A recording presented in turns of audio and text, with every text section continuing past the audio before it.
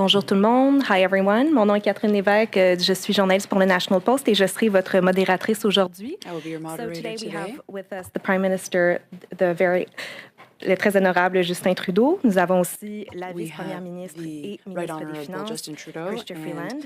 Deputy Prime Minister, Minister of Finance, Privy Council for Chrystia Freeland. Canada and Minister of Emergency Preparedness, Bill Blair, the Minister of Public Safety, Marco Mendicino, and the Minister of Justice and Attorney General of Canada, David Lametti. So Prime Minister Trudeau will make a few remarks, and then we will turn to questions. A reminder, it is 20 minutes of questions, 10 in the room and 10 on Zoom. À vous, Monsieur le Premier ministre.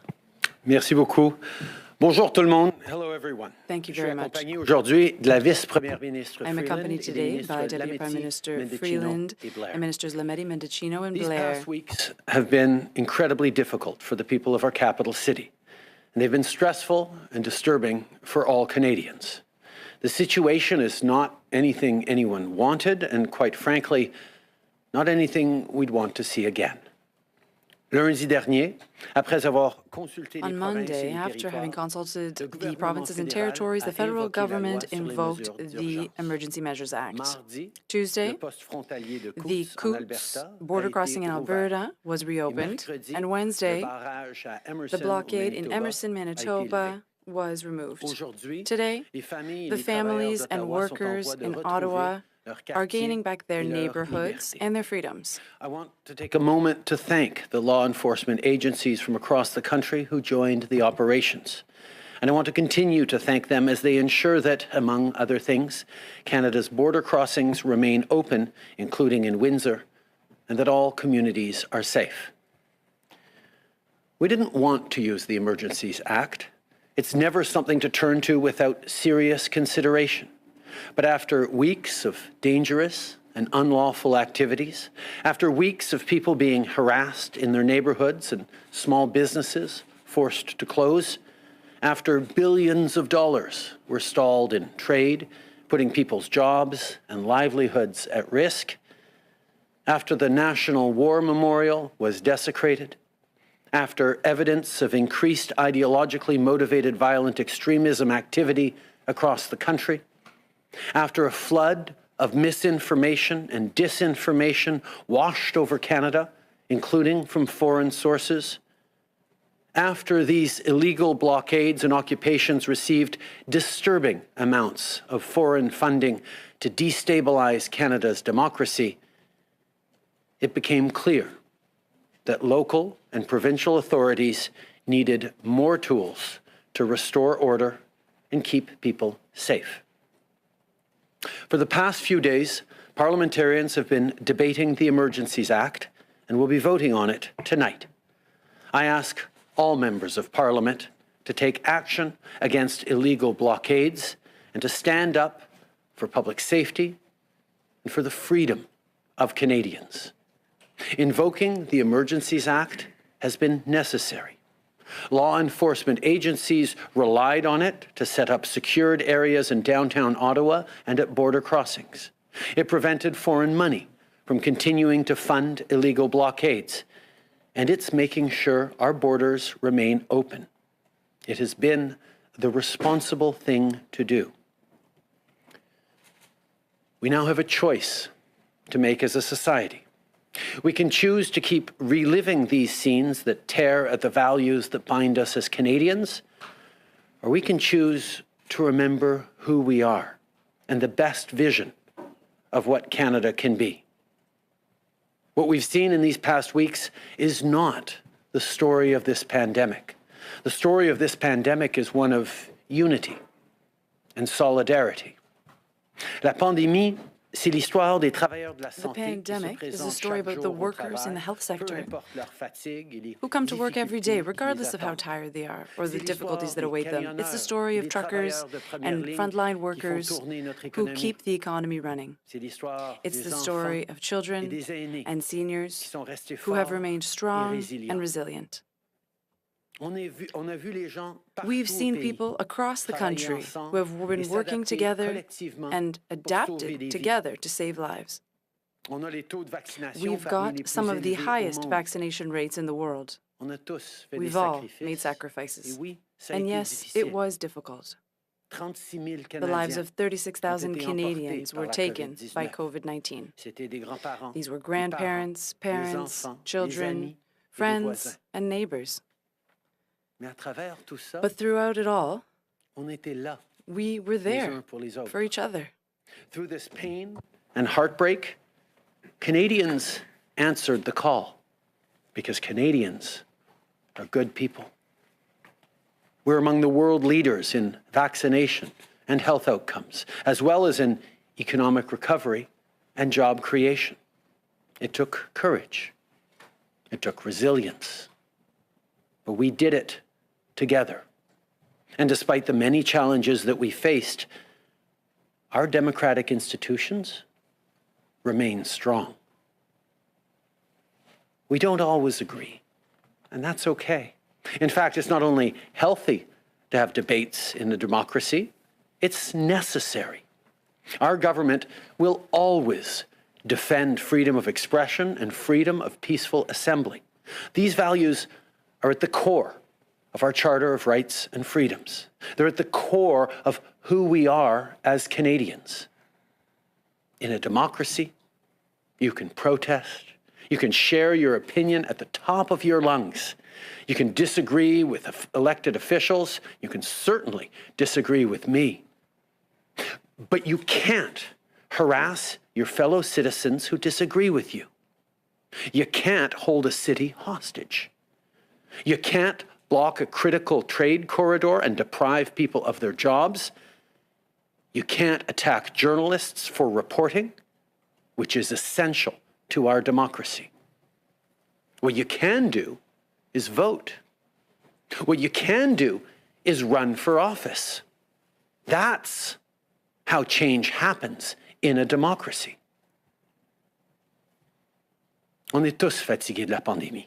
We're all tired of the pandemic, but that doesn't mean you have the right to participate in illegal blockades or occupations or to put others in danger. And it's unacceptable to attack a journalist because they're doing their work or to intimidate people and get in the way of the freedom of the press. There's no doubt that the last weeks have been trying times, that the last years have been painful, and that there are still challenges to be overcome. But we can't let anger divide us. More than ever, now is the time to work together. It's also the time to reflect on the kind of future we want for our country. There's a lesson for all of us in what happened this month. We don't know when this pandemic is going to finally end, but that doesn't mean we can't start healing as a nation. And it starts with all of us. If you spend a lot of time online, try looking outside your social media bubble every now and then. If you have a cousin who you haven't seen in a while because they're unvaccinated or because they're vaccinated, give them a call. If a political conversation got heated during a recent gathering and a friend or relative left early, pick up the phone. Not to try to convince them, not to argue, but simply to ask how they're doing. Look, in the heat of the moment, we can all get carried away trying to win an argument. But not every single conversation has to be about winning an argument. Sometimes it's more important to just be there for one another. As a country, let's aim for more decency in our public discourse, not less. Let's cherish the democracy that we have, and let's commit ourselves every day to working together to make it even better. Merci. Merci, Monsieur le Premier Ministre. So, like I said, we will Thank you, Prime have Minister. 20 minutes of questions, starting with questions in the room. So we have 10 minutes. I would ask you, ministers and the Prime Minister, if you could keep your answers short. That would be greatly appreciated because we have a lot of questions in the room and on Zoom. And for people on Zoom, if you could use the raise hand function to indicate that you have a question, that would be greatly appreciated. And on va commencer avec David Thurton, CBC. We'll start with David Thurton, CBC. Prime Minister, do we still need the Emergencies Act? The blockades have been cleared. Parliament Hill has been cleared. Do we still need it? As I said, the Emergencies Act is not something to undertake lightly, and it's something that needs to be momentary, temporary, and proportional. That's why every single day I'm receiving briefings and we are reflecting on how much longer the Emergencies Act needs to be in place. We don't want to keep it in place a single day longer than necessary. But even though the blockades are lifted across border openings right now, even though things seem to be resolving very well in Ottawa, this state of emergency is not over. There continues to be real concerns about the coming days, but we will continue to evaluate every single day whether or not it is time and we are able to lift this state of emergency. But I will turn to Ministers Mendicino and Blair, who on this question wanted to say a couple of words.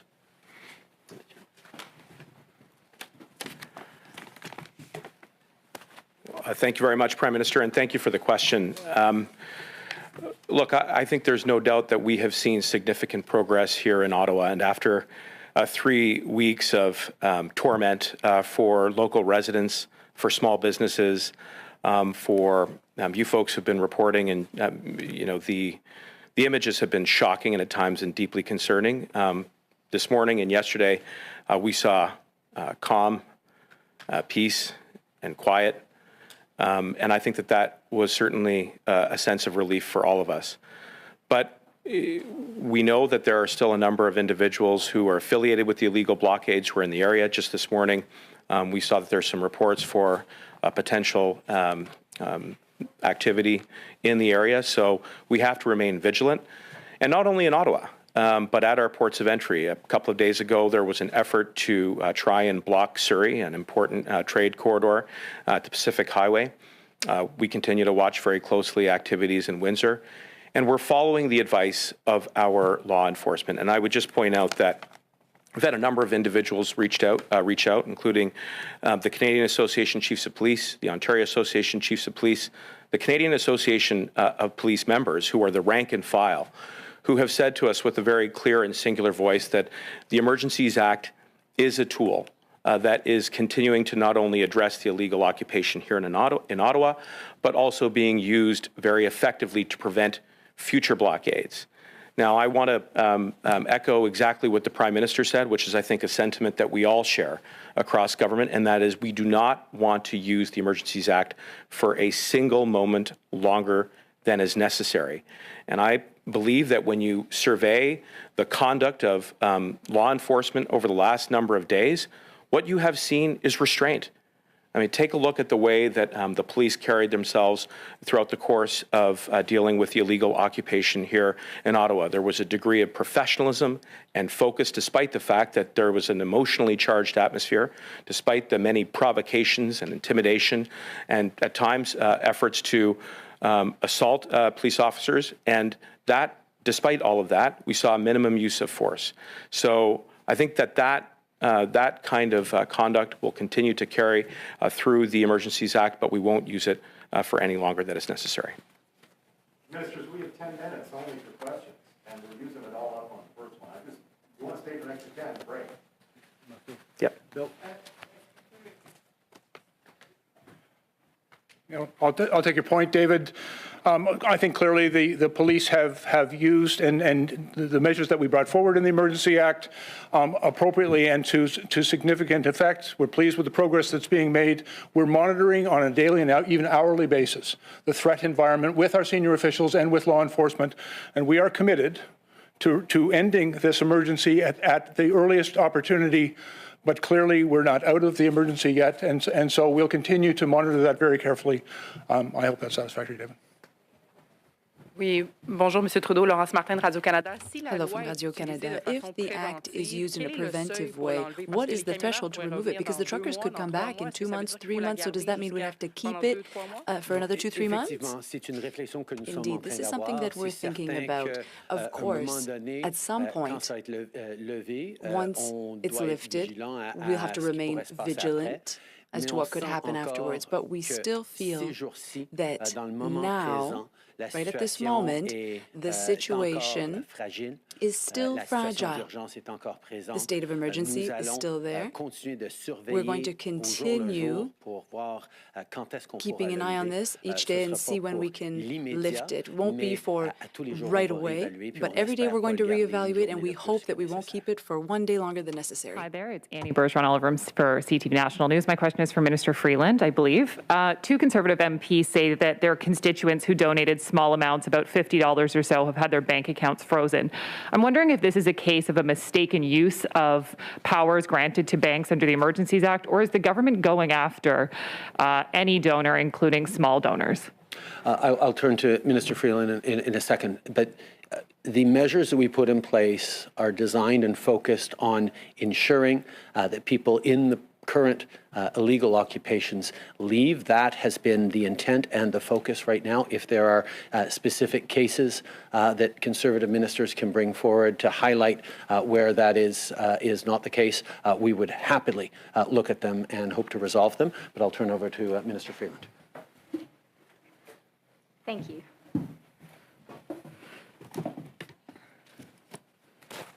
Yeah, thanks for the question. So first of all, just as the Prime Minister said, particularly right now, at a time which is very fraught, it's important for all of us to be very, very careful to get our facts exactly right in each circumstance.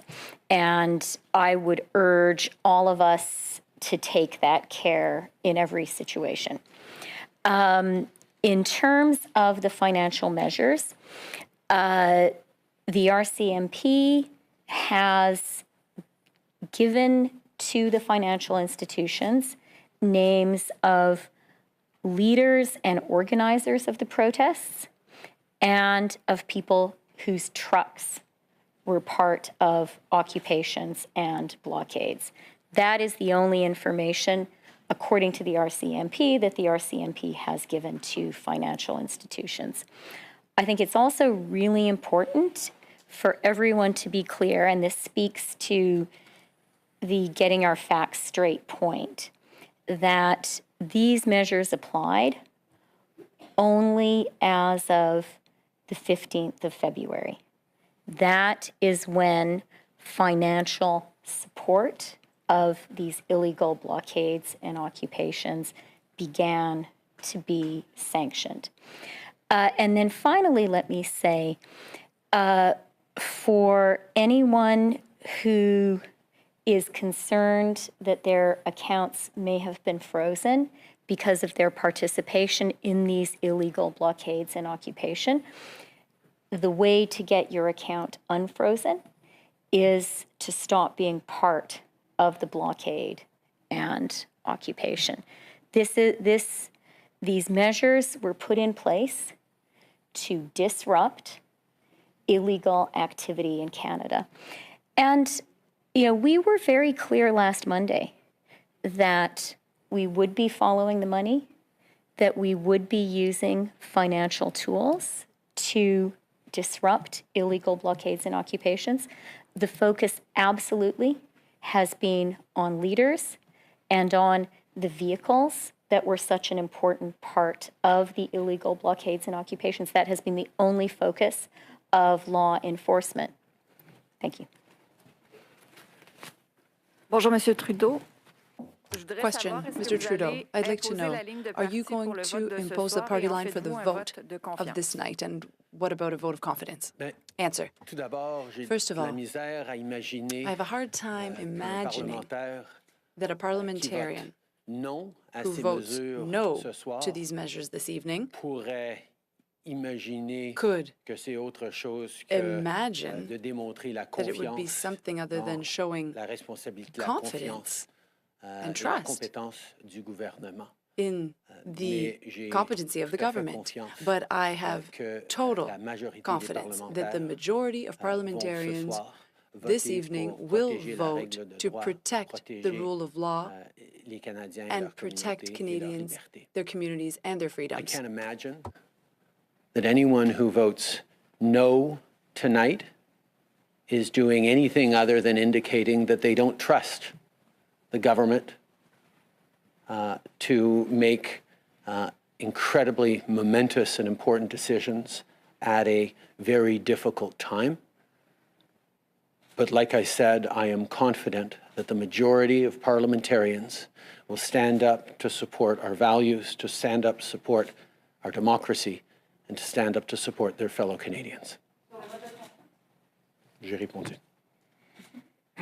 David Aiken, Global News. Thank you for taking our questions, and thank you for the kind words about supporting our work.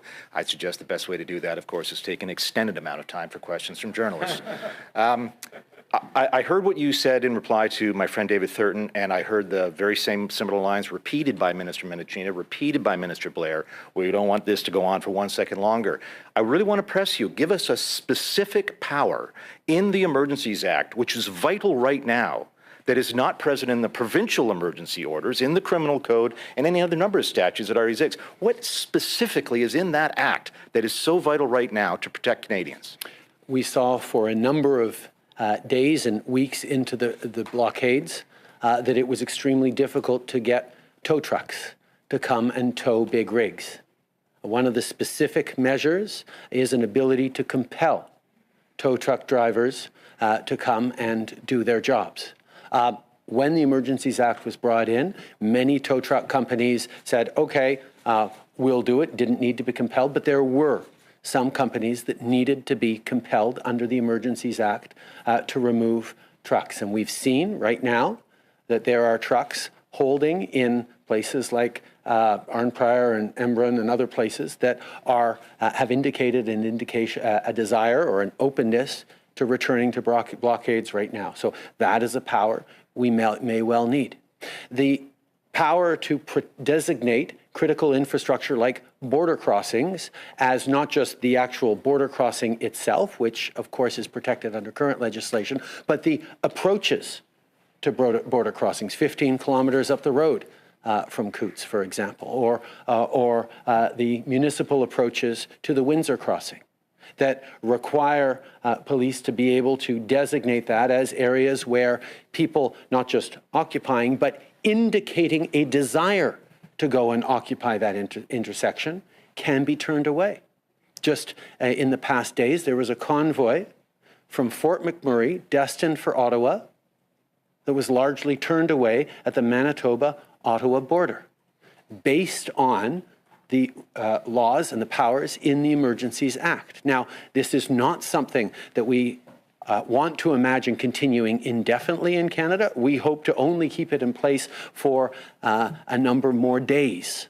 We will reevaluate every single day. But right now, when the situation is still of people pre-positioning, people being out there indicating that they are ready to blockade, to continue their illegal occupations, to disrupt Canadians' lives, we feel that this measure needs to remain in place while this emergency situation is still in place. And I could give other occasions, but I'll turn to another question instead to try and get as many as possible. Sir Lee Berthium, Canadian Press, good to see you. You've said you don't want to keep the Emergencies Act any longer than necessary, but you have also said that you want to make some of the new powers around fundraising platforms, reporting to FinTrack, permanent.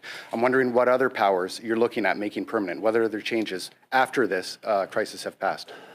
One of the things that is important and right about the use of the Emergencies Act is there are already many mechanisms around review and oversight, whether it's a parliamentary committee, whether it's an inquiry afterwards, whether it's a need for openness and transparency, whether it's even court cases that are coming forward to challenge it. All those are part of the checks and balances that make sure that these actions we took are the right ones, which we know they are. At the same time, there needs to be a reflection about misinformation and disinformation and how Canadians' lives can be disrupted by it. There needs to be a reflection on foreign funding of illegal actions in our country designed to disrupt or destabilize our democracy.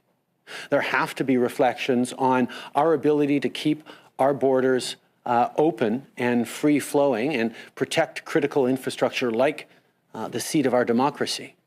These are things that will be debated and reflect on in time. We will work with parliamentarians to move forward in a way that is responsible and properly measured to react and proact in terms of what we see potentially coming in the coming years. Okay, thank you for that. We are going to go on questions on Zoom. On va commencer avec Hélène Buzetti, les coop de l'information. We'll start with Ms. Buzetti. Oui, bonjour. Ma question est Yes, pour la ministre hello. My Freeland. question is for Minister Madame Freeland. Hello, Tout à Ms. l'heure, vous Freeland. avez dit, que la Earlier, façon de faire you had dégeler said vos that the way comptes qui to ont été gelés, unfreeze c'est de your ne plus prendre account is to part no aux longer barricades. take part Or, in the il n'y a plus blockade. de However, barricades. there Alors, are est-ce no qu'on more doit blockades. comprendre que So les are we to fonds seront understand dégelés sous peu? that the funds Et will le be serait-il unfrozen si, soon? mettons, ce soir, le vote devait être négatif, And est-ce if que the vote is automatiquement, negative tonight, does that ça mean dégèle that ses comptes? automatically Et those si je me counts will be permets de rentrer unfrozen? une petite question, And if le I maire may ask Watson dit another qu'on one, Mayor devrait Watson vendre les said that camions we qui ont should été saisis. sell Est-ce que la loi the le permet? impounded vehicles. Would the law allow for that? OK, merci pour la question. Thank you for the question. Je veux commencer en disant que I will c'est start très by saying that it is important very important d'avoir des données to qui sont have exactes. accurate data. Les normes précises des The congelés standards ne sont pas partagées avec les politiciens. on seized c'est accounts are not absolument shared with correct. politicians, and that is Deuxièmement, the way it's supposed to be. Second comme of all, j'ai juste dit, as I just les said, policiers ont police partagé officers avec have les shared institutions with financières financial les noms institutions des the leaders names of des the blocages leaders of the et blockades occupations and leaders et of the occupation les noms des camionneurs. and the names C'est le of focus, truckers. c'est That le is cible the de focus, ce that is the que target les agences policières of what the ont fait. police forces are working on. Concernant, Now, about ce qu'on doit faire pour what dégeler one should des do comptes to bancaires. unfreeze their bank accounts. Premièrement, First of on all, doit se souvenir que it's les comptes important to bancaires recall peuvent that être bank gelés accounts pour beaucoup can de be raisons. frozen for a number of Et reasons, beaucoup de raisons qui n'ont aucun and a number of lien reasons that avec have no les connection barrages et l'occupation. with the Et occupation or c'est the blockades. important And d'être it's certain important to que be le compte n'est sure pas gelé that the pour account is une not autre being frozen raison for any complètement. other reason. Si on est certain que le If compte est gelé a person is à certain that cause the account des was actions frozen illégales because of illegal qui action, sont liées avec and that there's a connection l'occupation with et the le barrage, occupation and the blockade, on doit parler avec les then policiers the person needs to qui vont speak parler avec with the les police, organisations who will then financières communicate with the pour financial dégeler institutions les to comptes. unfreeze those Et accounts. finalement, And concernant les comptes lastly, qui sont gelés, as concerns frozen accounts, c'était une action prise this was a measure that was taken finir avec les barrages et to l'occupation. end the Une blockades action and qui the n'est occupation. pas rétroactive, une It is action qui not était a vraiment retroactive ciblée. measure. It was a very targeted Ce measure. n'était pas une action permanente, It une was not a action permanent qui est, measure. On n'a pas aucune intention We have ou le no droit intention de nor prendre the right l'argent des gens. to take C'était people's vraiment money. This pour was really finir a avec way ces to occupations end et barrages the illégaux. illegal Et je blockades and peux me occupation. répéter en anglais And si I can c'est repeat that utile, in mais- English if it's useful, but if not, Non? N'est-ce pas? no? OK, Okay. merci. Thank you. Et sur les camions, And as for the plutôt truckers, les vendre. what about selling them? Concernant les camions, For the trucks? j'ai pas Answer. parlé des I pouvoirs spoke fédéraux. about the federal Et powers, il y a aussi and des there actions, des are pouvoirs also measures and qui powers restent avec les municipalités that et remain les with the provinces. municipality Merci. and the province. Thank you. Parfait. We're going to go to John Ibbotson, Globe and Mail. Good morning, Prime Minister. Concerning the situation in Ukraine, if Russia were to recognize the independence of Luhansk and Donetsk and send troops into the region, would that be sufficient to trigger sanctions by Canada? And if it were not sufficient, why would that not be the case? First of all, we continue to see Russia positioning itself and trying to create excuses or reasons to violate Ukrainian territorial integrity, to violate the sovereignty of Ukraine. And we continue to stand against all such measures. We will fully stand for the entire territorial integrity of Ukraine and do not recognize any attempts to independently recognize or autonomize the separatist-occupied regions of eastern Ukraine. Canada stands with Ukraine. Canada stands with its allies against this aggressive Russian positioning and will respond strongly and firmly with our allies in the case of any territorial violation of Ukraine. Understood. I suppose what we're asking for, though, is some sense of a threshold. What actions the Russians would need to take before Canada would feel justified, indeed required, to initiate a response? As our allies, as Americans, as Canada, as European allies have been clear, any violation of Ukraine's current territorial integrity will be seen as a violation by Russia of some founding principles of the UN and of the rule of law as we practice it around the world right now. Raymond Fillon, TVA. Question from TVA. Thank you. Hello, Prime Minister. You said that there was a lesson for all in what happened this month. What is the lesson for you? Response. First of all, the Canadians are tired. They are fed up with COVID, with restrictions. They want them to be over. And for the majority of Canadians, they know very well that the way to get through it is to continue being careful and to know that things improve when we trust science. But there are also people who, for all different kinds of reasons, were misinformed or found themselves in difficult personal situations and who are very angry against the institutions, against science, and against their government. And as a society, we must recognize that the way we got through this pandemic, and better than most other countries that are similar to ours, well, it's because people were very much there for one another. And how we'll get through this pandemic and get through this crisis of occupations and blockades is to make sure that we continue being there for each other. And this is what I will always focus on, being there for each other now,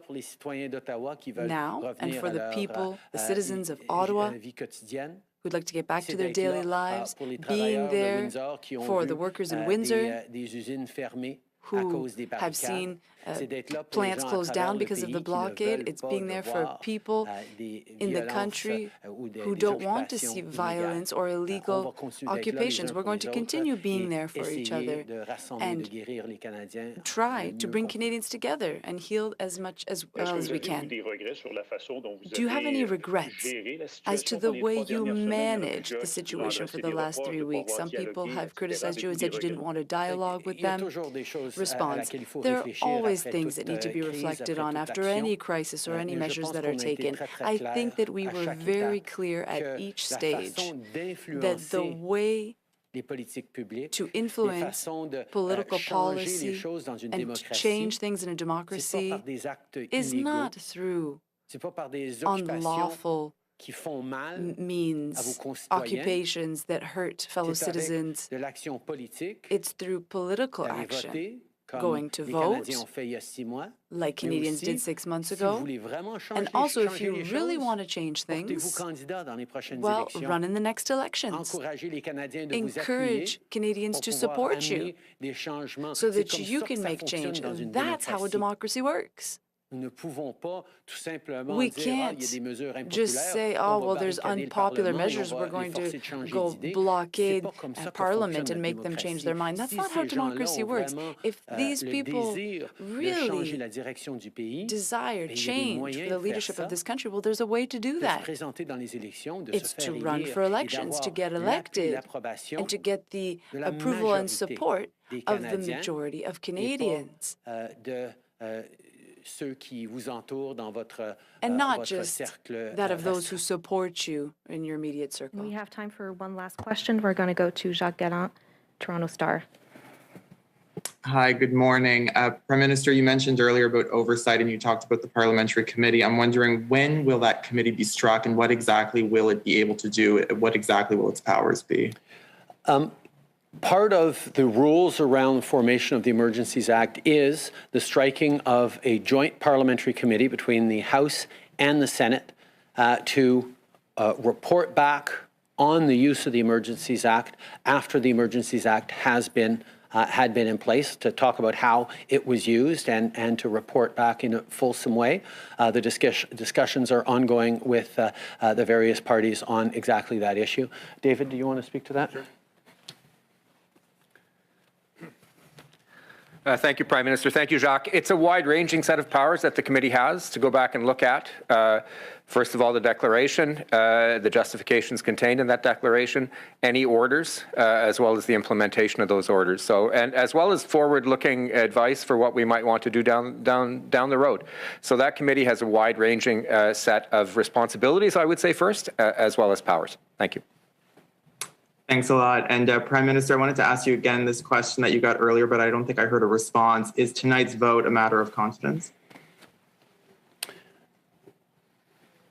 Like I said, I can't imagine anyone voting against this bill as expressing anything other than a deep mistrust in the government's ability to keep Canadians safe at an extraordinarily important time. But like I also said, I am confident this bill is going to pass. And that is the end of our press conference. Ceci met fin à la conférence de presse. Merci beaucoup au Premier ministre, aux ministres qui ont pu rester quelques minutes de plus. Thank you very much to the Prime Minister and ministers who could stay a few moments longer.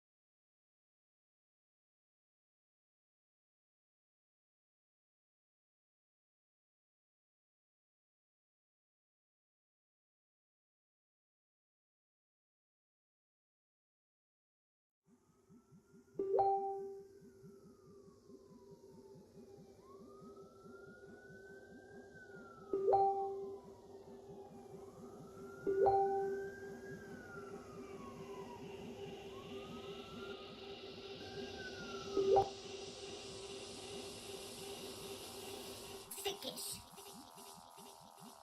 this is Jake Clarity, just dropping in to say that Sickish is not even that sick at all. He is a little bit of sick. That's why his name is Sickish. This guy came over to my house, ate the last Pop-Tart in the box, didn't even throw the box away. Spilled crumbs all over the ground. I had to vacuum. I don't know why you guys are listening to this guy's music, but whatever. Enjoy, I guess. What you thinking, Trick? Stop. I don't know why you guys are listening to this.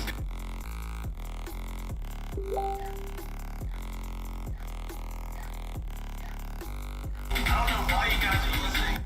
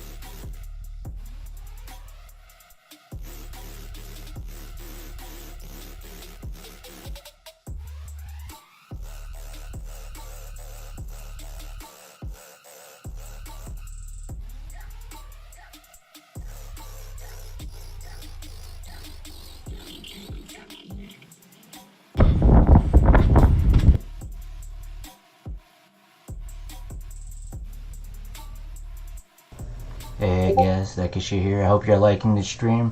I'm gonna put another stream on, so should begin shortly.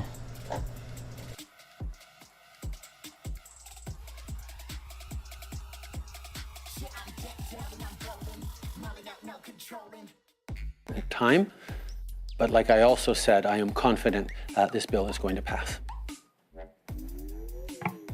And that is the end of our press conference. Ceci met fin à la conférence de presse. Merci beaucoup, Premier ministre, au ministre. Especially not on live. So, for their safety and myself, I'm going to respect that.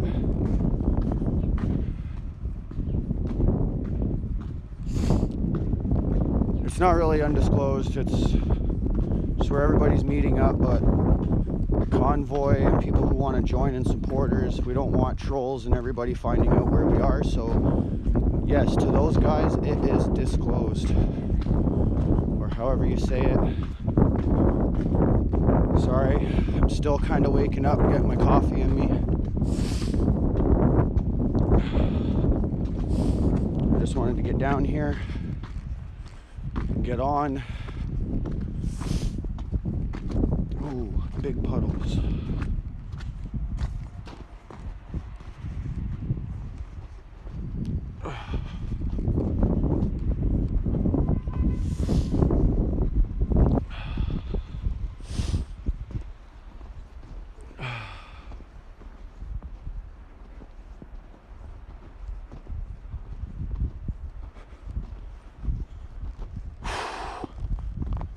Oh, it's a little chilly, but I'm sweating.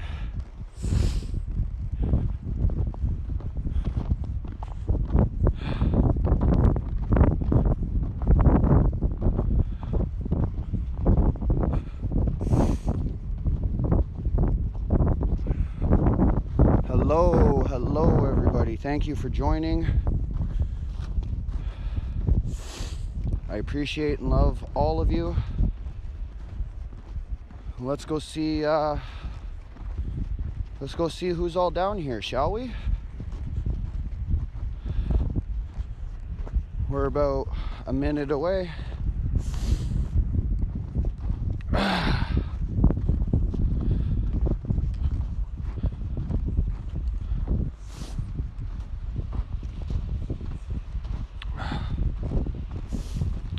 think I see a bunch of cops.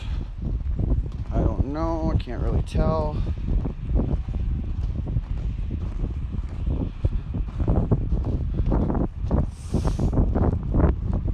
Again, don't mind the camera. I'm working on getting a gimbal. Should have one ASAP. Hopefully today is my last day recording with my hand. There's the bear for you. We are here. I don't see the cooks yet.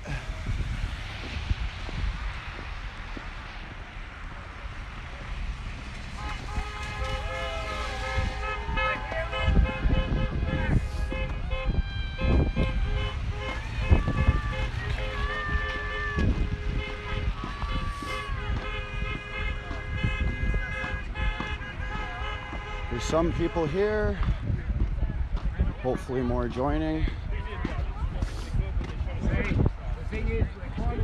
They're trying to find cars. We'll say after keep going. We're going to pull them over there.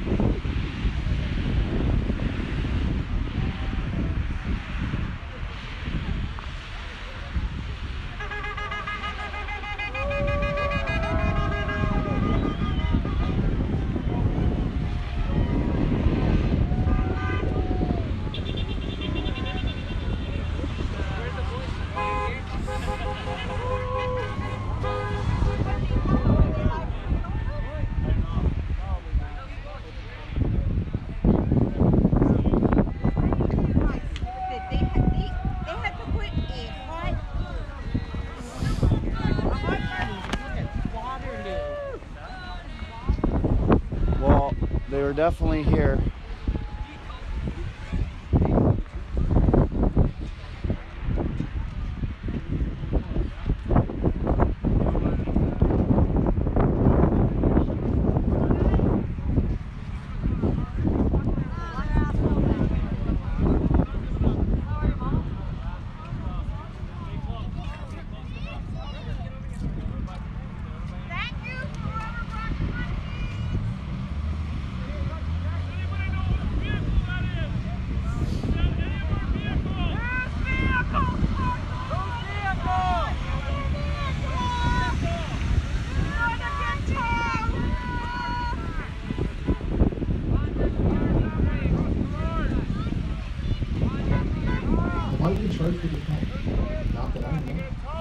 Nope. No trolls get the time of day.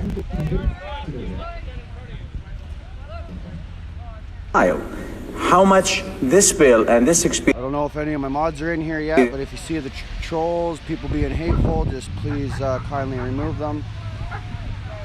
I appreciate that. When people are pushed. Again, there's not very many people here right now, but there are more coming. How's it going, guys?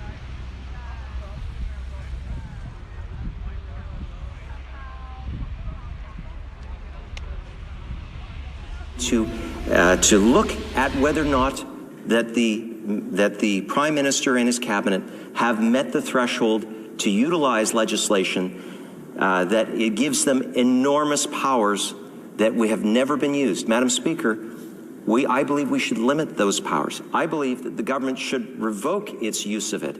And if in the face of not doing that, Madam Speaker, we should vote against this to restore. Resuming debate, the honourable member for Lethbridge. Madam Speaker, violence was their mode of operation. Hate is what drove them. Human life was called into question or altogether threatened, and millions of dollars of damage was done to property. Yet there was silence from the Prime Minister, and the media only spoke whispers several days later. Meanwhile, 4,500 kilometers away on the other side of the country, a diverse group of Canadians gathered from all across. Some wore turbans, some wore toques, some were in their 70s, and some weren't even able to walk yet. They gathered for one reason: to advocate for freedom. They gathered to advocate for what it is to be Canadian: true, north, strong, and free. These individuals were truckers, they were farmers, they were doctors, they were nurses, they were stay-at-home moms, they were students, they were teachers, they were social workers. I talked with them. I heard their story. I listened, because that's what a politician does who deeply cares about this country. The Prime Minister took a bit of a different approach. He stigmatized, he antagonized, he turned a deaf ear. Now, some of these individuals drove big rigs, and some of them drove Civics, some of them F-150s, and some of them were vaccinated 3 times, and some of them were vaccinated not at all. But they all were Canadian, fighting for an ideal. Was it disruptive at times? Yes, indeed. That is the point of a peaceful assembly protesting something that you disagree with. It's allowed in this country, a democratic country. Now, were there a few bad actors? Sure, yeah, but they were quickly condemned and removed. When we juxtapose this with the attack on the Coastal GasLink site at Houston, BC, with damage to property and threat to human life, it becomes very clear that the Prime Minister's decision to invoke the Emergencies Act in response to Ottawa is a massive overreach and purely punitive in nature. We know this especially given the fact that we watched the border crossings at Windsor, Coutts, Surrey, and Emerson, Manitoba be cleared without the Emergencies Act needing to be invoked. We know it even more today when we see that the downtown core of Ottawa has been cleared out, and yet the Prime Minister insists that he will still move forward with invoking the Emergencies Act. Why? Is it necessary? I argue no. Again, if these things were able to be cleared up, the Windsor border, the Surrey border, the Coutts border, the Emerson border, if these were able to be cleared up without this over-exaggeration of power, then Ottawa could have been too. But there's something more that needs to be discussed here, and that is, what is that threshold for invoking the Act? Now, we know that the Emergencies Act has never been used since 1988 when it was first created. Its predecessor, the War Measures Act, was used 3 times, once in World War I, once in World War II, and once for the FLQ crisis, where again, human life was taken and the country was really thrown into chaos. The bar is high. So for the Prime Minister to invoke the Emergencies Act when an assembly of people come to protest with views that are different than the Prime Minister's, one has to wonder why. Why the overreach? Why?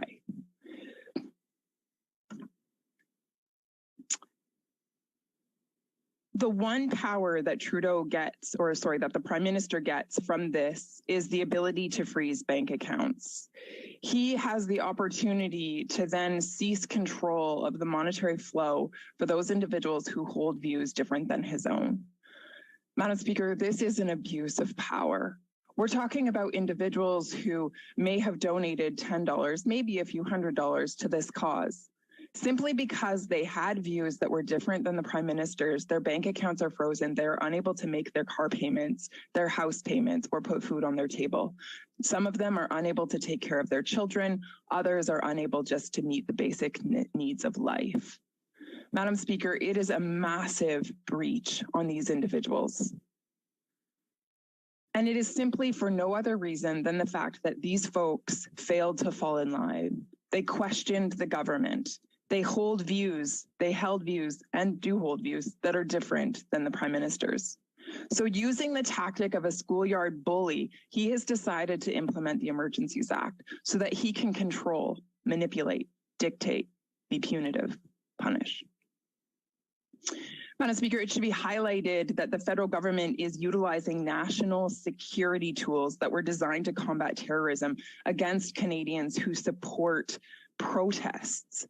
Madam Speaker, we must let that sink in for just a moment. The Prime Minister of our country is using laws that are normally used against terrorists, and he is using them against citizens of his own country who hold views that happen to be different than his own. That is extremely alarming. It's vindictive. One commentator said this, "It's almost as if cruelty is the point." But it didn't need to come to this. The reason we're here is because the Prime Minister decided to put a punitive measure in place. On January 15th, he required that all truck drivers going across the US border and wanting to return into Canada needed to be double vaccinated. Now we're talking about individuals who were earlier declared as heroes, individuals who stay in the cabs of their truck aside from maybe refueling or grabbing a quick snack at a gas station. These individuals have served our country in an incredibly heroic way. And then the Prime Minister made a decision to go after them, put restrictions in place. It was nonsense. This started a movement of hundreds of thousands of Canadians who started to question the government, question the Prime Minister, question his motives. Fair enough. They didn't add up. I mean, Dr. Tam herself was saying that we needed to reassess the mandates that were put in place at that time. She herself was saying that we needed to learn to live with COVID, that we needed to return to normal. The Prime Minister has turned a deaf ear, a blind eye, refused to listen. I'm not sure what his agenda is, but it certainly isn't to serve this country well. It certainly isn't the best interest of Canadians at heart. Before even knowing who was coming to Ottawa, he refused to listen. His tactics were mean-spirited and divisive in nature. He stigmatized, he antagonized, he traumatized. He went after these individuals, telling them that they were a fringe minority with unacceptable views. He damaged the unity of this country, pitting one region or one people against another. He crushed the human spirit. One of my constituents wrote to me, she said this, "She's an immigrant who just moved to Canada about a decade ago. She now has 3 children and is married. She runs a small business and is a beautiful community participant." She said, I quote, "It was mere months ago I filled out the paperwork to become a Canadian citizen. I desire to align myself with a nation I've come to love, to stand beside people who make it great, to cast a vote in the bucket of democracy. And yet I am sickened by the increasingly pervasive narrative being spouted, one where rightness trumps charity and good faith, and where being Canadian is defined not by our humanity, but by our political affiliations. And here I am, awaiting news of my application status, while the Canada I thought I knew crumbles around me, not from COVID, but from the divisive and destructive language being used to define citizenship and belonging." She goes on to say, "But what am I saying yes to? A nation that speaks before listening, one that defines being a good Canadian in a way that marginalizes everyone who doesn't fit said description." She continues, "I humbly ask that we take steps toward the Canada I first moved to, one where value isn't gained, it's given, and given generously by the people who call it home, because diversity of thought and conscience are great markers of democracy than the alternative." Madam Speaker, this is the deep heart cry of so many Canadians across this country. We want a unified nation. We want a Prime Minister who listens to the fellow citizens of this great country. We want to move forward with strength. And the Prime Minister has claimed that he wants the same. But in order to do that, it starts with him. He must trust and respect the Canadian people for the Canadian people to do the same. Unfortunately, he has chosen gamesmanship over statesmanship, and it is killing our country. I urge this House to vote no to the punitive measures that are being discussed here today. Thank you. It's the Honourable Parliamentary Secretary to the Minister of the Minister of Family, Children and Social Development. Thank you, Madam Speaker. I want to thank my colleague from across the way for her question. And I think we can all agree that many of the protesters who came to Ottawa and in other parts of the country many of them there did feel that they were speaking out against the suffering that many Canadians had felt over the past 2 years, and that the restrictions for them were difficult and challenging. This pandemic has been difficult and challenging for all Canadians. But I want to ask my member this: why do colleagues across the way choose to be willfully blind to the white supremacy sentiments that were clear and present in the leadership of this convoy? Be it Pat King's vitriol, Tamara Lich's affiliation with the Maverick Party, or the diagonal badges that were found on the members who were arrested at Coots, or the 1,100 donors that were discovered through GoFundMe who had also donated to the Capitol riots on January 6th in the United States. I'm happy to share the ADL report with her if she'd like. I would feel strongly that all of us should be standing up against white supremacist and anti-democratic sentiments, whether they are forthcoming and upfront in these blockades, or if they have been part of the driving forces that have led people to gather together. Well, member for Lethbridge. The honourable member for Lethbridge. Interestingly enough, the member knows very well that my party, our side of the aisle, has condemned those acts of hate or the flying of the swastika. She knows that. But again, she chooses to participate in the same tactics as the Prime Minister, which is to divide, which is to attack, which is to be punitive. It's disgusting. It's absolutely disgusting. What we are talking about right now is invoking the Emergencies Act in the country of Canada, an act that the Prime Minister will use in order to go after individuals who disagree with his viewpoints. And I would ask the member opposite as to why she doesn't ask the Prime Minister to apologize to the member on our side who was accused of marching with a swastika when she herself is a young Jewish woman. That is disgusting. And I would urge the member to call out the Prime Minister on that bad behavior. Questions and comments? The honourable member for Kitchener Centre. Thank you, Madam Speaker. I appreciate it in the member for Lethbridge's comments this morning, alongside others calling for unity, particularly in a discussion in this House that has been lacking in that in recent days. And I think important in that is also a shared understanding of facts and context. And I also note that in the member's comments, there wasn't mention of an MOU about overthrowing government. There wasn't mention about ties to white nationalism as part of the people that were in Ottawa. And so I wonder if the member would want to share more about the wider context of those that were in Ottawa over recent weeks. Bridge. I wonder if the member opposite would like to talk about the vast majority of protesters who held themselves in peaceful regard. Individuals who were elderly, individuals who were in their young 20s, individuals who were children, individuals who bounced on bouncy castles and who waved Canadian flags, individuals who cooked sausages and pancakes and who held little rallies, individuals who advocated for their freedom, which is their democratic right to do. And then I wonder if that same member, after talking about all of those peaceful protesting acts that were taken here on Parliament Hill by the vast majority of participants, I wonder if that member would then also like to talk about the fact that the Prime Minister is invoking the Emergencies Act. Another chance, L'honorable député de Montcalm. The Honourable Member for Montcalm. Thank you, Madam Speaker. Not only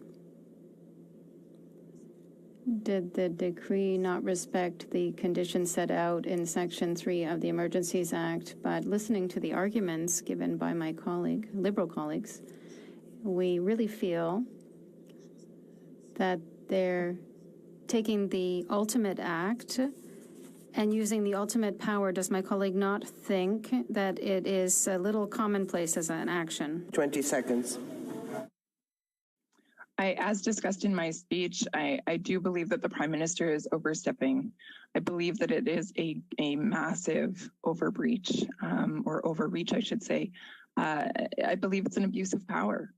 He is using something that is that is entirely used against terrorists, and he is using it against citizens who have protested him in the streets of Ottawa because they hold viewpoints that are different than his own. It's absolutely debate. The honourable member for Edmonton Manning.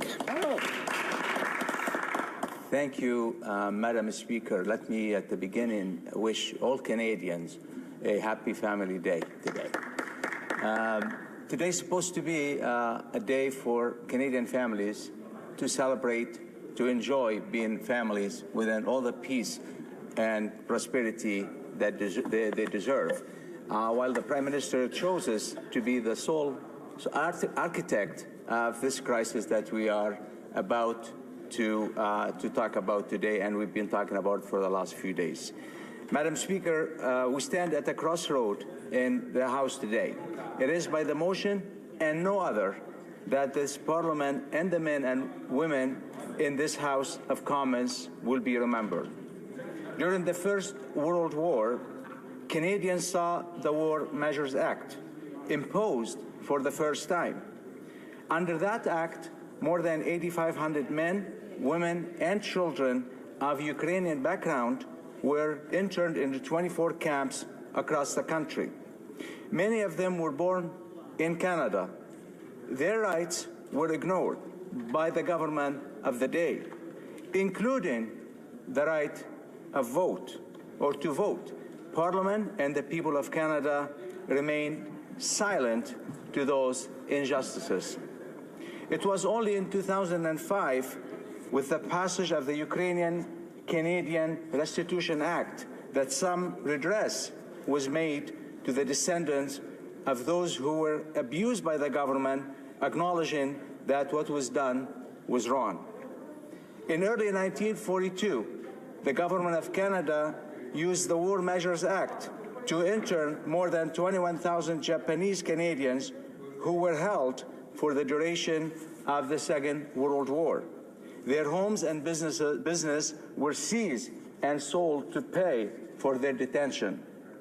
Once again, Parliament and people of Canada remained silent to this mistreatment of citizens. It was only in 1988 then that the Prime Minister, Brian Mulroney, apologized for this wrongful act of the Canadian government.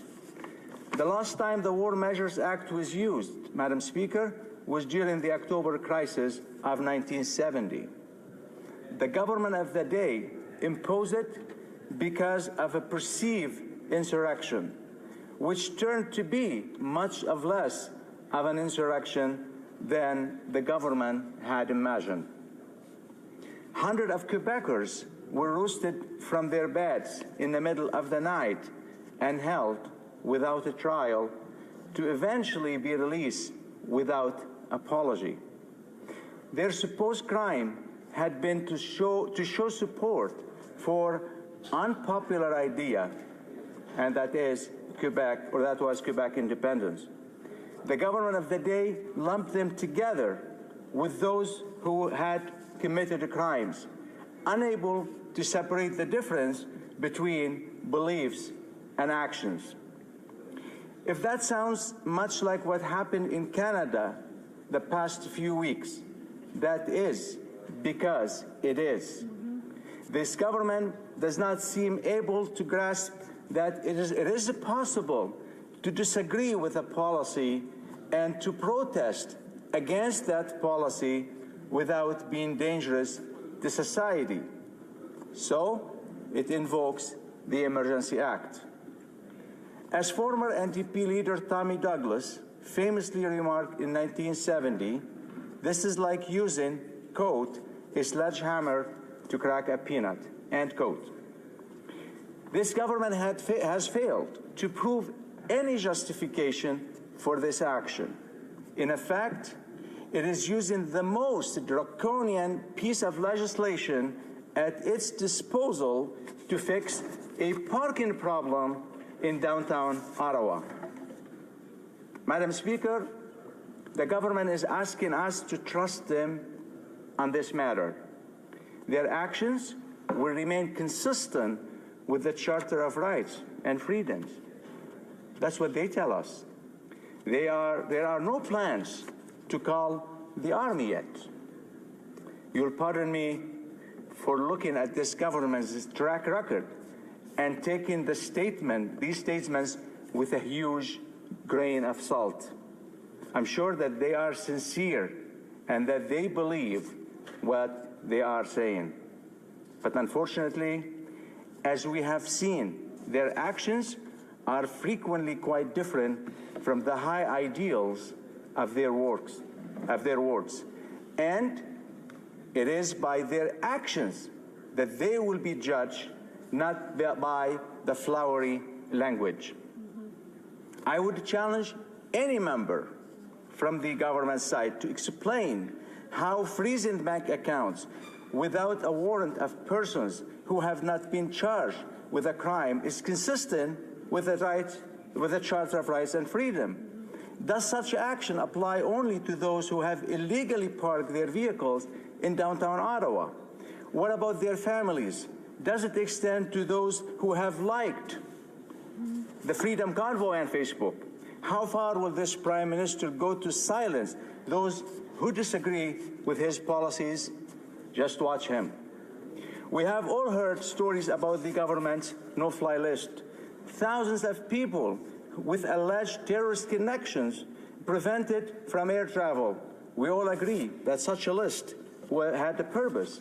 However, that list of names is just that.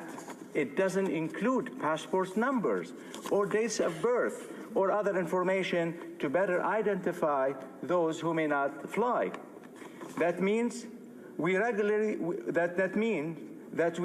hear of those who are banned from air travel because their names are on the list, but who are not the ones targeted. A 5-year-old child with the same name as terrorist had no redress when turned away at the airport. So forgive me, Madam Speaker, for wondering how can we trust this government to freeze the bank accounts of only those who have taken part in Ottawa protests. It would be simple to arrest those on the scene. Instead, that they are making it more complicated and are sure to make mistakes. Telling Canadians that the government respects Charter of Rights will be cold comfort when they make those mistakes and start seizing bank accounts of people who have no connection to the protests. Canadian citizens who have done nothing wrong will have the government seizing their assets and will have no redress. Government members must tell you that this could not happen.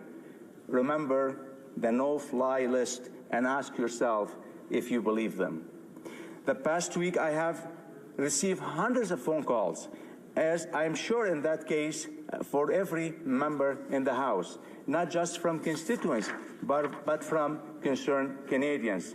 Some are angry at the state of our country. They don't understand why the federal government is not following the science in bringing an end to various mandates. They demand action. Many more, though, are afraid. They are afraid of the directions they see Canada's taking. They see division in the House of Commons and in the country. Many blame the Prime Minister for creating those divisions. Others blame politicians. One woman I talked with, a senior citizen, was in tears. She loves Canada. She's horrified at what we are becoming. After 2 years of pandemic, she feels helpless. She is looking to Parliament to show leadership, and what she sees is a government attempting to divide Canadians instead of unifying them. A government that denies the right to peaceful protest for anyone who disagree with its policies. A Prime Minister who is too afraid of others' viewpoints to even meet with them on Zoom. I encourage all honorable members, as you cast your vote today, consider your place in history. Remember the abuses by governments past and ask yourself if the situation at hand warrants the method being used by this government. Let us put aside our different political parties' identities and come together to vote as Canadians. The nation is watching us now. Will we pretend that we are living in 1917, 1942, or 1970? Or we will show that we understand that in 2022, Canadians must not be abused on the whim of a Prime Minister. History will remember our actions. Thank you, Madam Speaker. Comments, the honourable member for Aurora, Oak Ridges, Richmond Hill. Thank you, Madam Speaker. And I would actually like to address for you the member opposite who just asked the question, will we continue to pretend that we are living in the past? It seems that the member opposite and his Conservative colleagues are in fact living in the past as they continually reference the War Measures Act and comments that Tommy Douglas made about this act in 1970. We are here to debate a very different act, the Emergencies Act, an act that was introduced, in fact, to address the concerns that this member has raised about the War Measures Act by, I may remind the member opposite, a Conservative government. So why does this member opposite and his colleagues continually reference this act, which is no longer on the books in Canada? You know, creating confusion and anxiety and concern among people when we really should be focused on the act which we are debating today, the Emergency Measures Act. Thank you. Edmonton Manning. Well, the honourable member can name it whatever it want to name it. At the end of the day, the action and the effect of it is what will be remembered by Canadians for generations to come. So let's not to divide this issue and rename it as her Prime Minister, her boss, has been doing, dividing Canadians for the last years. And we've seen the utmost of it right now. That is my answer, Madam Speaker. I hope that honourable member will be able to stand on the right side of history and vote against this draconian bill. Questions and comments. The honourable member for Drummond. Thank you, Madam Speaker. I'd like to thank my colleague for his speech, very interesting. The Bloc Québécois is also opposed to the Emergencies Act that we've been debating since Thursday for different reasons, I think, but that's not what I wanted to raise. He mentioned, as our previous colleague said in her question, the War Measures Act a number of times. He talked about times in history when it was invoked for different reasons. Obviously, I heard his comment regarding the sad episodes in Quebec in 1970, where he seems to say that many people of Quebec were unjustly arrested, sometimes in the middle of the night without any reason, arbitrarily detained for a number of weeks. I'd like to ask my colleague if the Bloc Québécois were to table a motion to ask for the government to apologize to Quebecers who were victims of the War Measures Act in 1970. Would he support our motion this time? Thank you, Madam Speaker. Honourable member for Edmonton Manning. Indeed, Madam Speaker. I can see that the Bloc Québécois and Quebecers remember that dark chapter when people were arrested without any link. They were lumped together with victims were lumped together with criminals. At that time, that what was done was unnecessary, was on an imaginary basis. I will support an apology to Quebec and Quebecers because I believe that chapter of our history has to be turned forever. The honourable member for Provencher. Thank you, Madam Speaker, and thank you to my friend from Edmonton, Manning, for an excellent speech. I took note particularly of a comment he made about following the science and this Prime Minister's refusal to follow the science when it doesn't fit his narrative.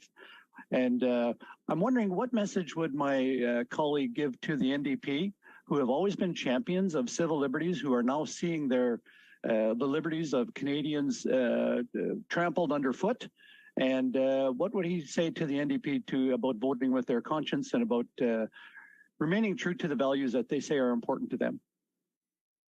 Answer from the member for Edmonton Manning. Thank you, my colleague, for the question. Yesterday I was hearing a speech that one of the NTP members was talking about the far right and the far left. I will call the NTP today the far lost. They are lost they haven't been remembering their history. Quebec is remembering the history. NTP is not. I would call on them to vote no today just to be on the right side of history. Thank you, Madam Speaker. Just before I go to resuming debate, a little while ago, somebody yelled out time. And you know, when people yell out when other people have the floor, it's not proper. First of all, it's up to the speaker as to the timing. It's not up to members within the chamber here. It's up to the speaker. And I do have a clock in front of me, and so I do have a timer, and I'm very conscious of the time, and I think I've been very fair. And if not, then please approach me, and I will address those. Resuming debate, the Honourable Parliamentary Secretary to the Minister of Families, Children and Social Development. Thank you, Madam Speaker. I will be sharing my time with the member from Calgary Skyview just as we start. I've listened intently to the debate that has taken place in the House now for several days, and I come today with my intervention as a legislator, a member of my community, and as a mother. Holocaust survivor Viktor Frankl once said, "Freedom is in danger of degenerating into mere arbitrariness unless it is lived in terms of responsibleness." The protection of our democratic institutions and the fabric of this country requires for us to be responsible in this moment. We can all agree that we came to this House to represent our communities and their rights under the Charter, which include the rights for freedom of expression, peaceful assembly and protest, and the right to be safe, secure in our homes and places of worship. These democratic freedoms that we cherish and enjoy as Canadians are exercised and anchored within the rule of law. As a mother and member of my community, I know we are exhausted and frustrated by the devastating impacts of the pandemic. Many of us have experienced trauma, and others are grieving the loss of a loved one among the over 34,000 Canadians who have died due to COVID-19. We can agree that the majority of Canadians, communities, families, mothers and fathers, healthcare workers, essential service workers, and businesses have come together, have been unified to support one another, to take care of each other these past 2 years, day after day, in the simplest of ways, wearing masks, maintaining health protocols, and social distancing. And yes, Madam Speaker, by getting vaccinated, including 90% of Canadian truckers. All the tools we as federal, provincial, and municipal governments have utilized with only one primary goal in mind: to keep one another safe and healthy in this unprecedented global pandemic, to be united in a fight for collective health and safety of one another and our most vulnerable, immunocompromised, and the elderly. We've come to agree that the convoy that came to Ottawa unimpeded to speak their mind over the duration of 3 weeks of occupation became an illegal blockade, with members who intimidated residents, threatening their safety and security, and were led by leadership whose members called for the overthrowing of this government to be replaced with leaders of their choosing, and who are affiliated with disturbing alliances to white supremacy, racism, and yes, anti-Semitism.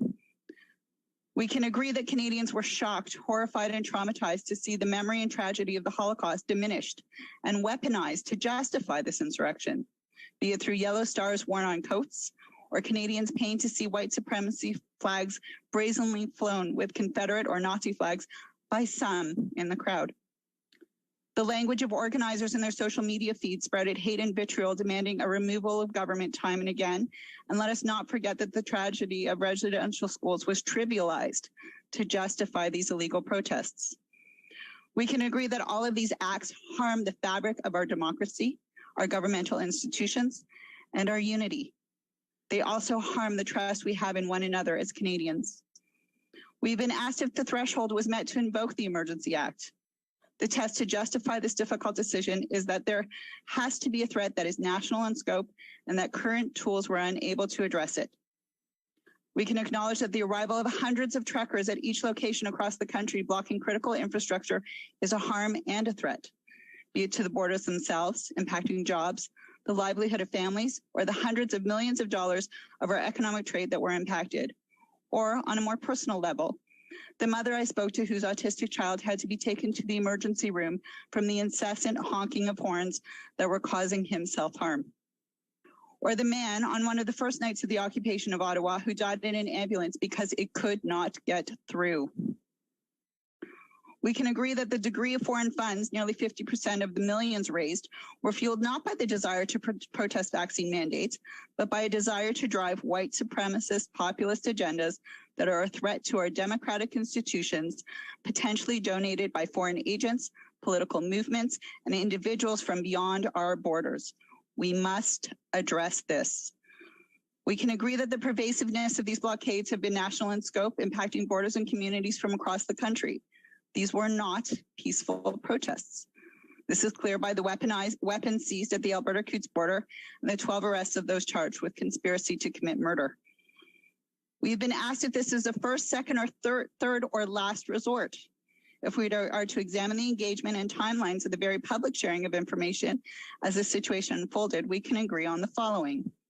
Municipal and provincial jurisdictions were offered assistance and tools by this government on the first day these illegal blockades took hold. The government was clear in its regular and daily communication with local authorities on the resources it could provide if asked to do so.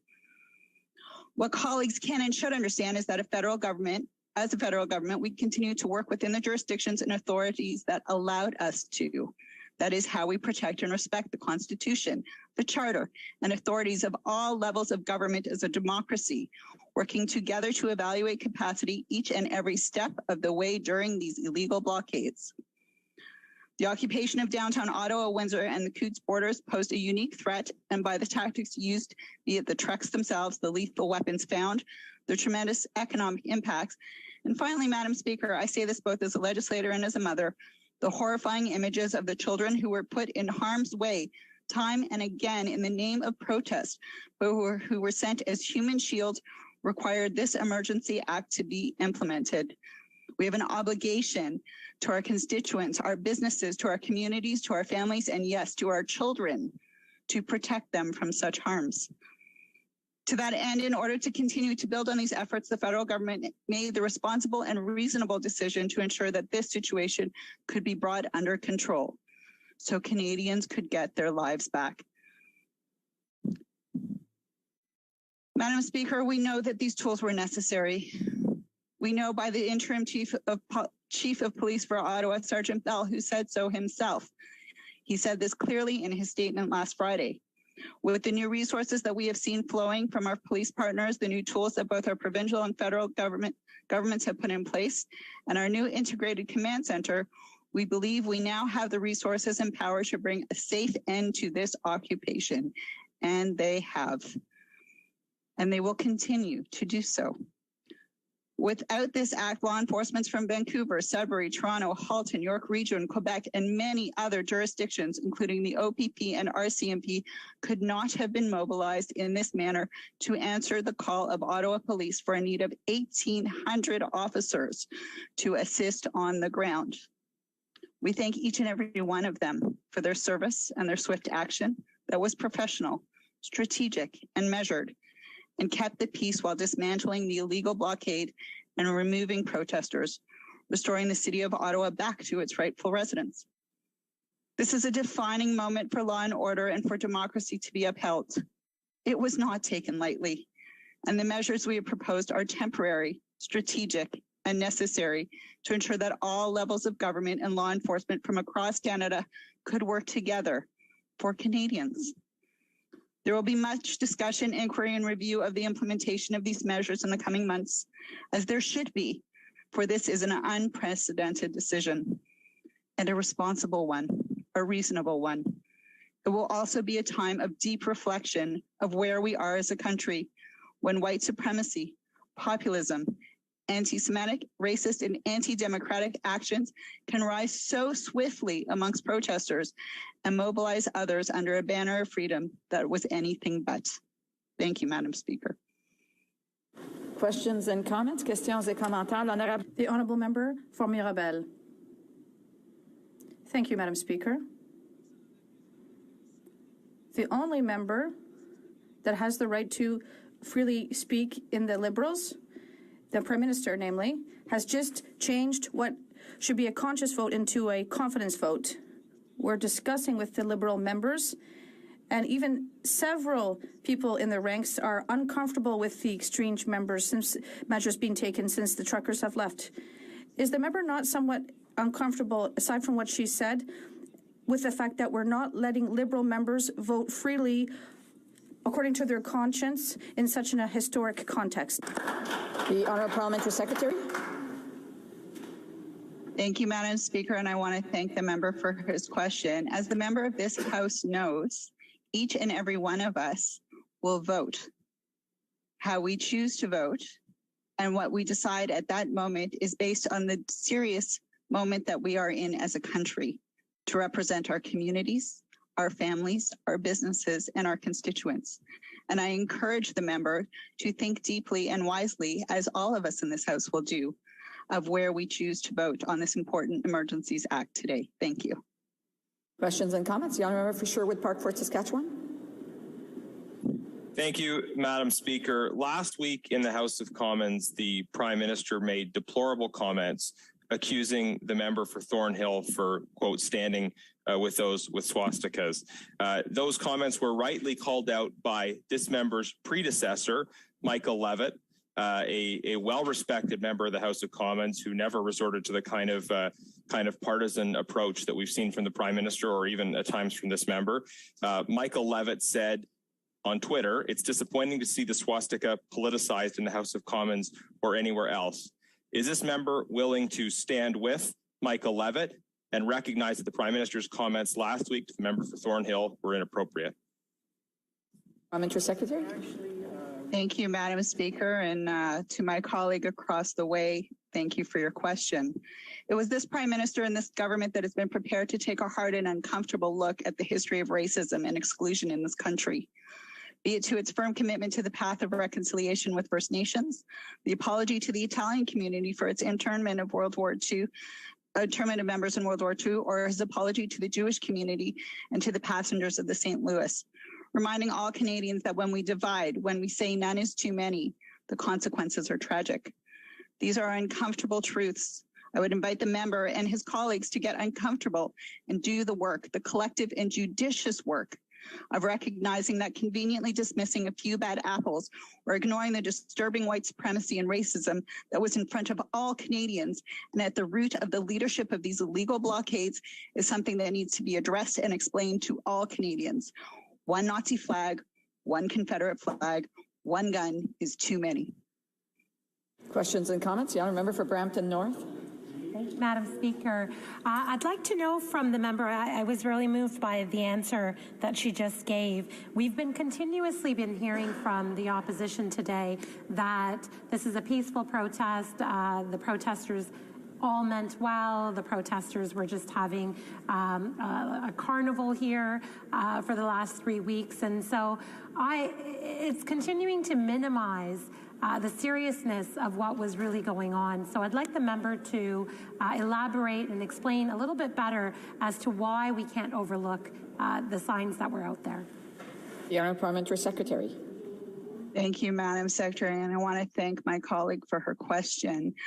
Throughout this 3 weeks and the leadership and the organizers, we have to look at the root to understand the cause, and the root, whether it be Pat King, whether it be Tamara Litch, whether there be other members of the leadership that spoke, the history of their language on social media, of their racist, white supremacist, anti-democratic statements that they have made time and again. They rallied those around them from a different cause who were tired, like many, from this pandemic, and used them, weaponized them for something that is much deeper and darker that we need to address in this country. The weapons of Coots show it, the badges show it, and we will continue to stand up against it and speak out against it in this House and in this country. Resuming debate, the Honourable Member for Calgary Skyview. Thank you, Madam Speaker. It's an honor to rise in the House today. This evening, I will be voting in favor of confirming the invocation of the Emergencies Act to restore peace, order, and good government.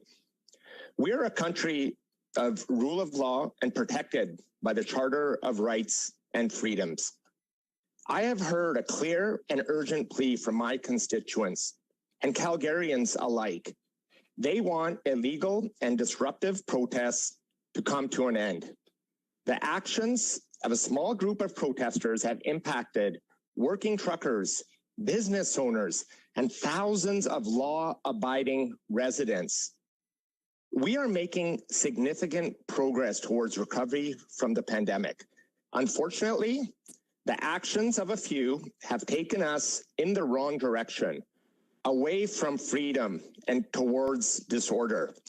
Local authorities in both Alberta and Ontario were unable to restore order for weeks, allowing protesters to cause massive economic damage, with border blockades alone disrupting millions of dollars of trade. You know, last week at our Transportation Infrastructure Committee meeting, the impacts of that trade was highlighted. You know, at Coots for 18 days, $48 million a day for a total of $864 million of trade lost or deferred. At the Ambassador Bridge for 6 days, $2.4 billion of impact to our economy. And if you look at the impact on the Pacific Highway or Emerson, there's a substantial cost to our economy, coast to coast, in billions of dollars. Then we think about the people impacted, the small business where those goods and services have not come because of these blockades. Small businesses in Calgary, many small businesses are saying it will take weeks or months to get the supply chain back to a normal working order, impacting their business's ability to open and provide the goods and services to Calgarians and Canadians. I've had the opportunity to speak to many truckers during this time. You know, one of my constituents, Kabir, who lives in Calgary Skyview, was caught in the blockade at Coots. He could not get back into the country. He could not pass that blockade. This took a tremendous impact on him to being able to deliver those goods and services and make those deliveries of groceries and medical supplies like many of his colleagues were doing in the province of Alberta. But also took away from him getting back home to his family after being away for 10 days, disrupted his future job opportunities to deliver to other parts of the country and back into the US. That's one of the truckers from my constituency, and there's many, many more that have been impacted by these illegal disruptions.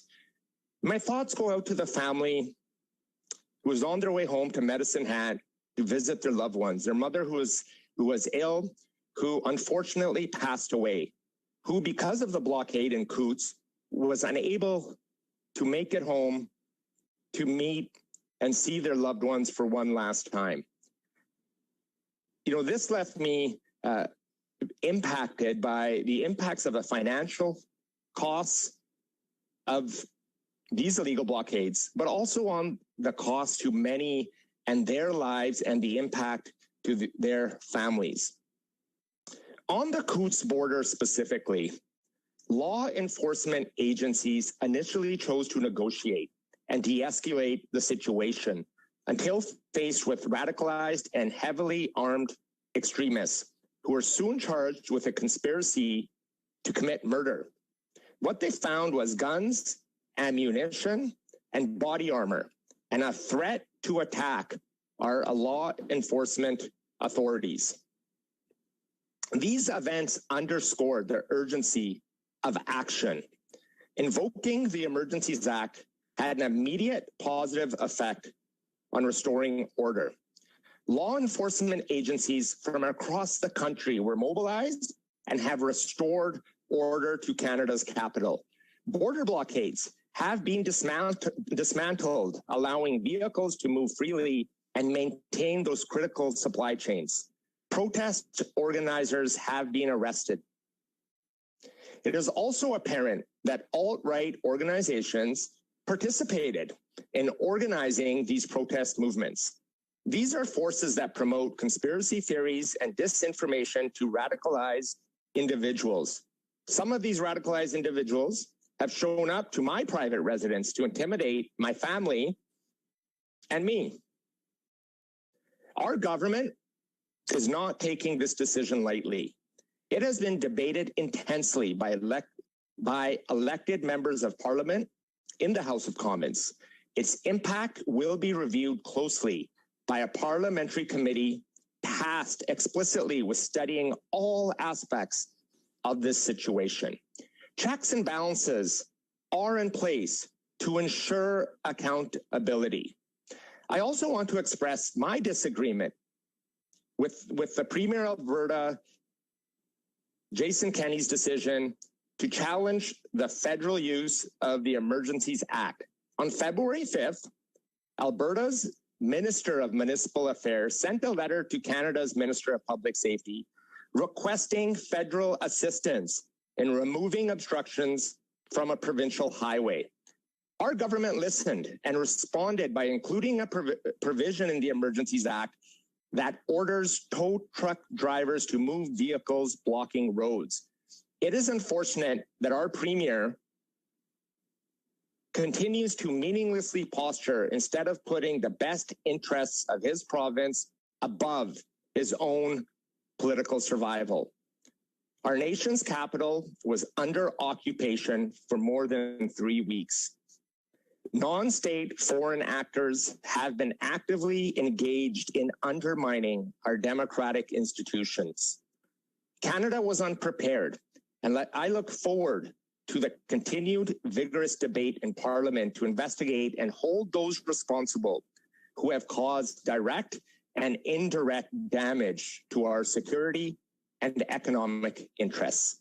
Thank you, Madam Speaker. Questions and comments? The honourable member for Thornhill. Thank you, Madam Speaker. While it's disheartening to see my NDP colleagues in this House support the gross overreach of the government that I think would weaponize these kinds of measures against them ideologically in the future, my question is for the government. And will the member opposite commit to today making all documents, every single one of them, related to the emergency declaration and its use publicly available in this House as part of a mandatory inquiry? Just a yes or no, Madam Speaker. Before I go to the honourable member, next time that the honourable member speaks, if she could put her mic up just a bit, because we're getting lots of popping noises. The honourable member for Calgary Skyview. I want to thank the honourable member for her question.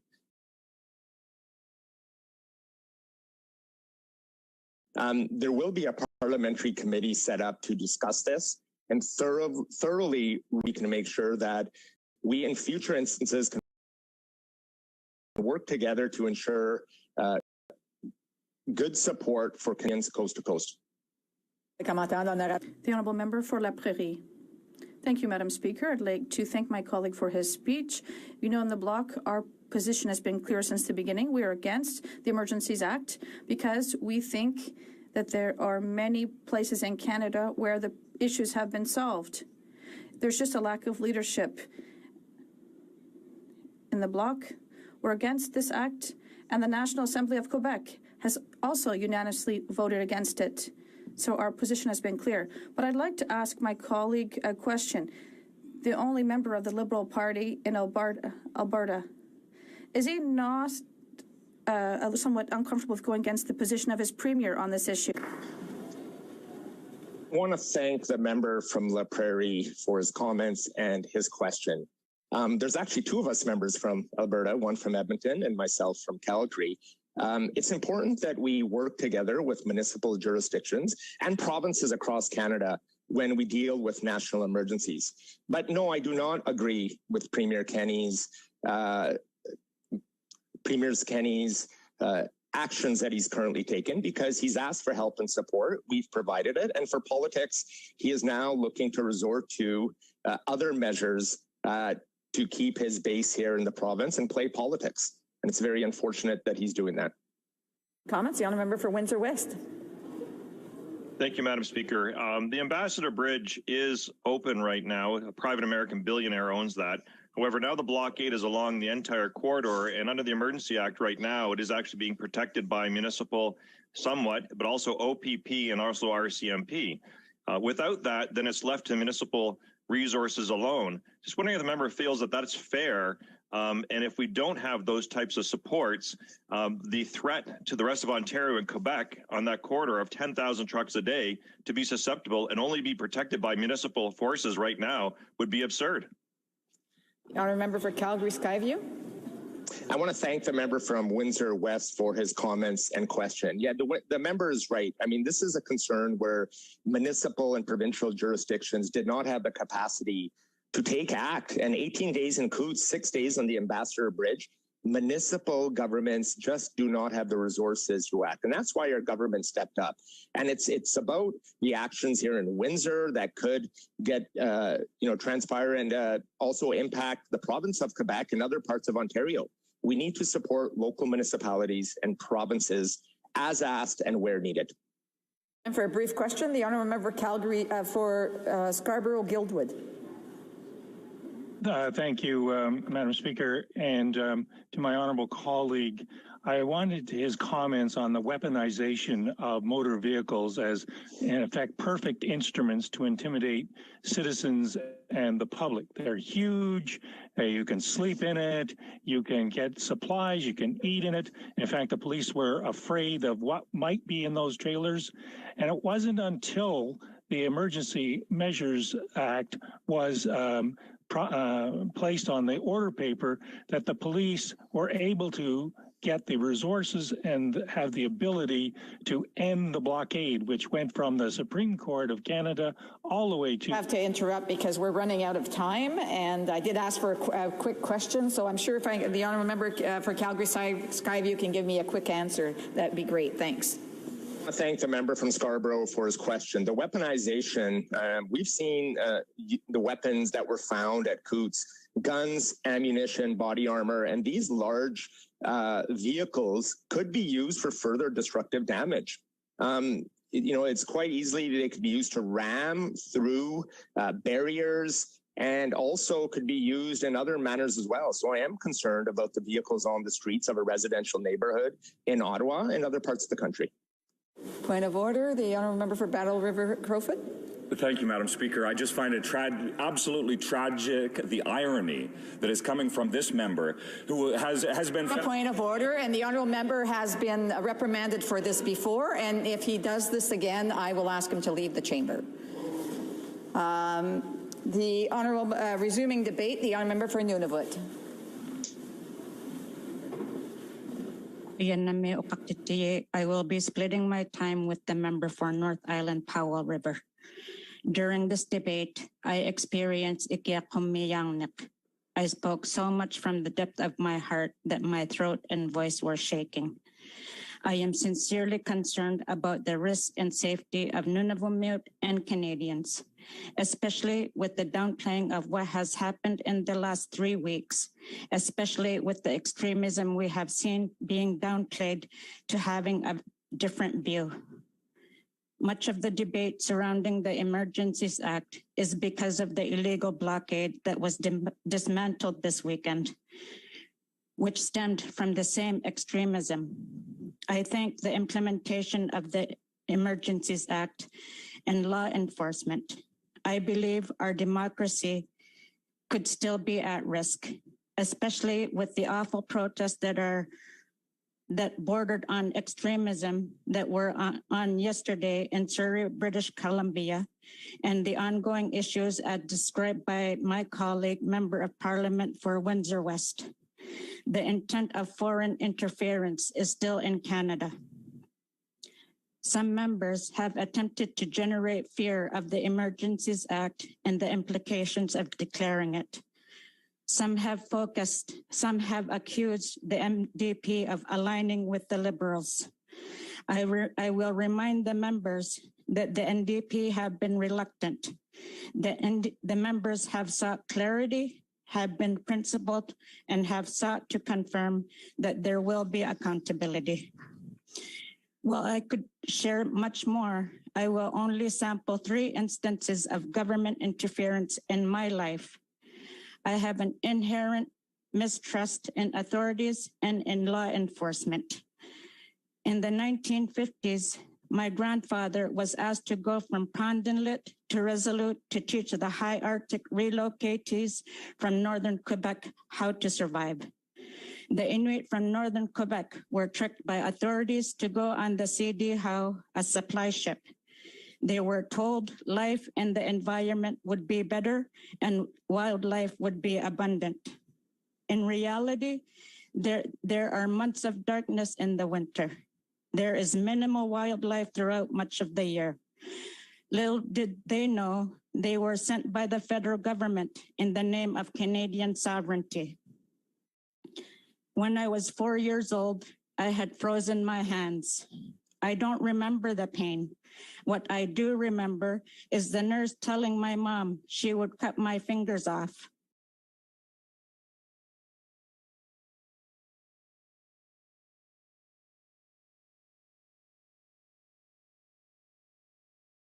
I think most people are chuckling when they think of that.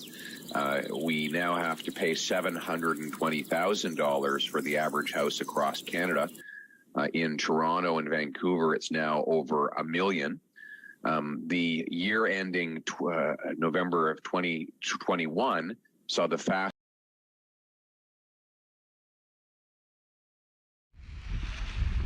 So,